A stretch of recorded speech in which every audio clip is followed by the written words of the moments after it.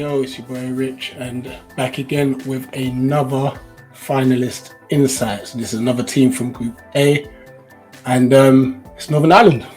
Northern Ireland. Now, obviously, if you follow the men's, you're kind of thinking, oh, how did they get there? But fair play to Northern Ireland. They have qualified for their first Euros tournament. So, what happened is they were in Group C and they finished runners-up. They played 8, won 4, drew 2, lost 2, scored 17, conceded 17. So obviously a 0 goal difference, And then they end up having to play a playoff against the Ukraine, where they won 4-1 on aggregate. So with a 2-1 win away from home and a 2-0 win at home. And I'll go into a little bit more detail into that. So, Northern Ireland played their first game in 1973, but through the 1990s and the early 2000s, they barely played, and not even entering the Women's Euros between 93 and 2005. Even since their status was that of minnows, as recent as 2019 FIFA Women's World Cup qualifying, they lost 7 of their 8 games.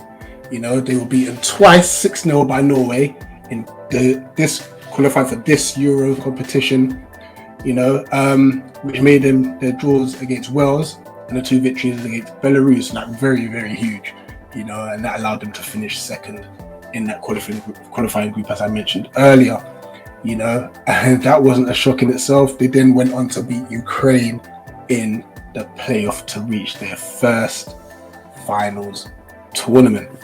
So there will be a lot of eyes on the Northern Irish. So massive credit to them. Regarding their key player, can't look any further than Rachel Furness.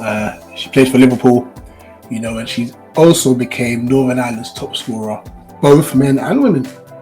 And last November she was presented with the Northern Ireland Sports Personality of the Year by none other than Liverpool manager Jurgen Klopp. She suffered a severe injury. She broke her ankle, which unfortunately ruled her out of the second leg, so she had to obviously watch on the sidelines with her crutches. But obviously they made it through to the tournament, and manager Kenny Shiels has declared her fit to obviously take part in this tournament. So obviously keep an eye out on Rachel Furness. Another one to watch, Rebecca McKenna. She's a right back, made a senior debut at the age of 17, but a real breakthrough came in those playoff performances against the Ukraine, and one of those was obviously, one of those games was on her birthday, her 20th birthday, so she's got a regular starting place, and looking like a potential club move to England as well, so that's massive news for Rebecca McKenna, so please look out for her too. Now on to the coach, Kenny Shiels. He took over in May 2019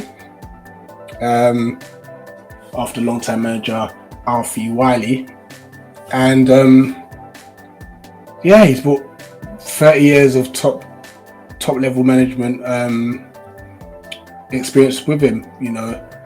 That's experiences in Northern Ireland, Republic of Ireland, and in Scotland as well. Kilmarnock's done Celtic in the 2012 League Cup final. So it's no mean feat. He's definitely got experience in the game. So but he had to wait 8 games. For his first win with Northern Ireland.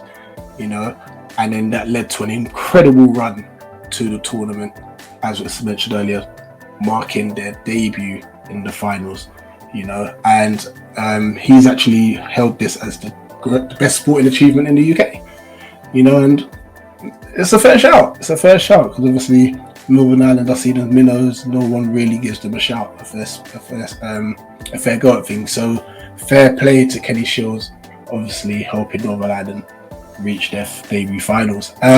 Regarding tactics, it is well known that he kind of deploys a 4-4-2 formation. But he's very, very flexible and adopts various tactics. So 4-4-2 is his go-to, but he's definitely well known to do a 4-5-1 formation or even play 4-3-3. You know, and where he uses Furness as a central midfielder.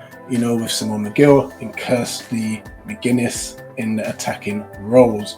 You know, out wide, Lauren Wade you would expect to see, and in defence is held together by Julie Nelson and Ashley Hutton. So tactically, obviously, Kenny Shields, what he expects from them is a high team spirit.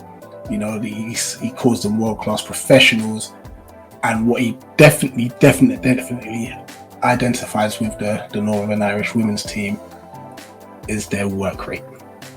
So that's something that obviously you can look forward to as the tournament begins. So yeah, big up as per usual. Thank you for listening. This was the insight into Northern Ireland. Guys, if you haven't checked it out earlier or before, we have obviously our tournament guide uploaded to the channel.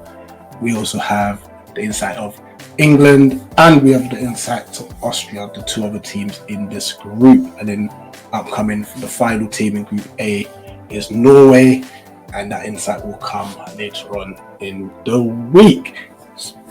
So guys, really appreciate all the support so far. Guys, please keep it locked into Eagle-Eyed Football. We're going to continue covering each team in the Euros, so you can kind of get a bit of an insight before we do the preview of July 4th.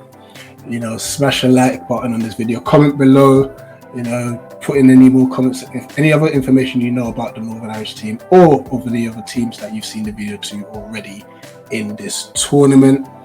And yeah, we move on to the next one. Peace.